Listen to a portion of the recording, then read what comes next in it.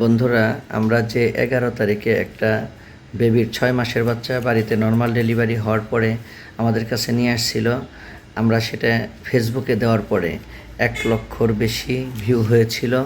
আপনারা সবাই অনেকেই জানতে চেয়েছেন বাচ্চাটার আপডেট কী, এখন বাচ্চাটা কেমন আছে। বাচ্চাটার তখন সমস্যা ছিল অ্যাপনিয়া, প্রিম্যাচিউরিটি, তারপরে পিএনএ ছিল। আল্লাহর রহমতে আগের থেকে অনেকটা এখন বেটার আছে বাচ্চা।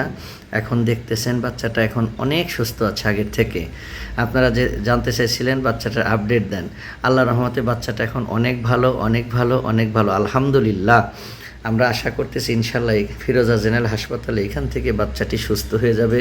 দেখুন এখন অক্সিজেন স্যাচুরেশন 97 আছে, হার্ট রেট ভালো আছে, বাচ্চাটাও স্বাভাবিক, এখন খেতে পারছে, তারপরে স্বাভাবিক ঘুমাচ্ছে, আলহামদুলিল্লাহ অনেক ভালো আছে। আপনারা সবাই দোয়া করবেন যাতে পরবর্তীতে এই আপডেটটাই দিতে পারি আপনাদের যে বাচ্চাটি সুস্থ হয়ে আজকে বাড়িতে যাচ্ছে। ধন্যবাদ আপনাদের সবাইকে।